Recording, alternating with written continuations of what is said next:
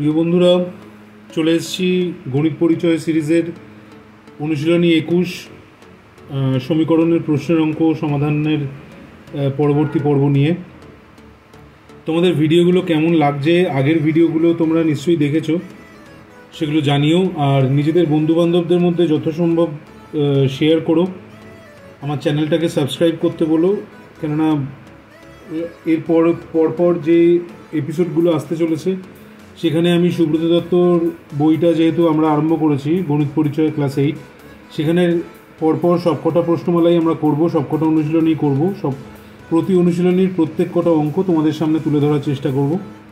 তাই সাবস্ক্রাইব করে আমার চ্যানেলটার পাশে থেকো। আর কীরকম লাগছে এপিসোডগুলো জানিও। তো আজকে আমরা 37 আর 38, 37, 38 দুটো অঙ্ক নিয়ে চলে এসেছি। প্রথম অঙ্কটা দেখতে পাচ্ছ, দুটি সংখ্যার সমষ্টি বলে দেওয়া আছে, অন্তর বলে দেওয়া আছে। এখন সমষ্টি মানে যোগফল তোমরা জানো, আর অন্তর মানে বিয়োগফল। তাহলে সংখ্যা দুটো নির্ণয় করো। তাহলে দুটো সংখ্যার সমষ্টি যখন দেওয়া আছে, তাহলে আমি শুরুতেই ধরি প্রথম সংখ্যা ইকুয়াল টু এক্স, যোগফল বা সমষ্টি যা লিখে দিয়েছে 120। সুতরাং দ্বিতীয় সংখ্যা আমি খুব সহজেই লিখে নিতে পারি, যোগফল থেকে একটা সংখ্যা বিয়োগ করলে আমি আরেকটা সংখ্যা পেয়ে যাব। এটা হলো দ্বিতীয় সংখ্যা। তাহলে অন্তরফল বলেছে 20, মানে দুটো সংখ্যার বিয়োগ ফল বলেছে 20। তাহলে আমি প্রশ্নানুসারে লিখতেই পারি প্রথম সংখ্যা মাইনাস দ্বিতীয় সংখ্যা ইকুয়াল টু 60, মানে অন্তরফল যেটা দিয়েছে 60।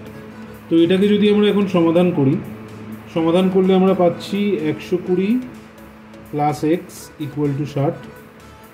দুটো এক্স বাঁদিকে রয়ে যাচ্ছে, 120টা ওদিকে চলে যাচ্ছে, হয়ে যাচ্ছে 60 প্লাস 120 সমান 180। সুতরাং এক্স হয়ে যাচ্ছে 180/2, 90। তাহলে একটা সংখ্যা বেরিয়ে গেল 90। প্রথম সংখ্যা আমরা এক্স ধরেছিলাম, প্রথম সংখ্যা বেরিয়ে গেল 90। আর দ্বিতীয় সংখ্যা তাহলে কত বেরোবে, এটা প্রথম সংখ্যা লিখে দিচ্ছি। তাহলে দ্বিতীয় সংখ্যা বেরোবে 120 মাইনাস 90 সমান 30, হলো দ্বিতীয় সংখ্যা। একদমই সোজা অঙ্ক, দেখতেই পাচ্ছ। চলে আসবে পরের অঙ্কটাতে। পরের অঙ্কটা বহু চর্চিত পিতা পুত্রের বয়সের অঙ্ক, অনেক রকমভাবে অনেক রকম চেহারায় আসে। তো তোমাদের প্রথমেই বলে দিই, এখানে 38 বলে যেই অঙ্কটা, 38 দাগের অঙ্কটা, এটা আসলে 39-এর অঙ্ক। আমার একটু লিখতে আগে পরে হয়ে গেছে। তো এর পরের পর্বে তোমরা 38-এর অঙ্কটা পাবে, এটা আসলে 39-এর দাগের অঙ্ক, কিন্তু আমি এখানে 38ই লিখেছি। যাই হোক, আগে পরে করে তোমরা সব অঙ্কই পাবে। এখানে কি বলা আছে দেখো, পিতার বর্তমান বয়স পুত্রের বর্তমান বয়সের চেয়ে 34 বছর বেশি।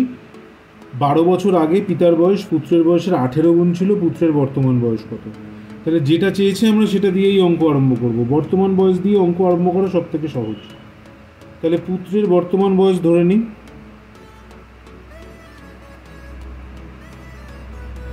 এক্স বছর।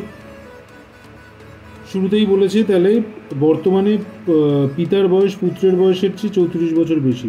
সুতরাং পিতার বয়স লিখে ফেলি, 34 বছর বেশি, এক্স প্লাস 34 বছর। এখন 12 বছর আগের গল্প বলেছে, তাহলে 12 বছর আগে, 12 বছর আগে পুত্র কত ছিল? পুত্র ছিল এখন যা বয়স তার থেকে 12 কম, এত বছর। আর পিতা কত ছিল? পিতার যা বর্তমান বয়স তার থেকে 12 কম, এটা বর্তমান বয়স, এর থেকে 12 কম। তার মানে এটা দাঁড়াচ্ছে এক্স প্লাস 22 বছর। এখন 12 বছর আগে কি ছিল? পিতা পুত্রের 18 গুণ ছিল। তার মানে প্রশ্নানুসারে আমি সাজাতে পারি, পুত্র মানে হচ্ছে গিয়ে এক্স, 12 বছর আগে পুত্র, তার 18 গুণ সমান পিতা। ল্যাঙ্গুয়েজটা ফলো করবে, তাহলেই দেখবে অঙ্ক একদম সোজা হয়ে গেছে। তো এখানে গুণ দিয়ে নেব 18x মাইনাস 18 দুগুণে 36, 18 1 216 ইকুয়াল টু এক্স প্লাস 22। যথারীতি ওই পার থেকে এই পারে নিয়ে চলে আসবো 18x মাইনাস এক্স, আর এই 216টাকে ওই পারে পাঠিয়ে দেবো 22 যোগ 216, যেটা দাঁড়াচ্ছে 238-এ। আর এদিকে দাঁড়াচ্ছে এই দুটো মাইনাস করে 17x ইকুয়াল টু 238। তাহলে এক্স বেরিয়ে যাবে, মানে পুত্রের বর্তমান বয়স বেরিয়ে যাবে 238কে 17 দিয়ে ভাগ দিলেই বেরিয়ে যাবে। 17 দিয়ে একবার যাচ্ছে, তারপর 4, মানে 14 বছর। পুত্রের বর্তমান বয়স বেরিয়ে গেলে 14 বছর। আশা করি অঙ্কটা বুঝতে পেরেছো। ভিডিওটা কেমন লাগলো জানিও। পরের পর্বে আরও দুটো অঙ্ক নিয়ে আবার খুব শিগগির ফিরছি।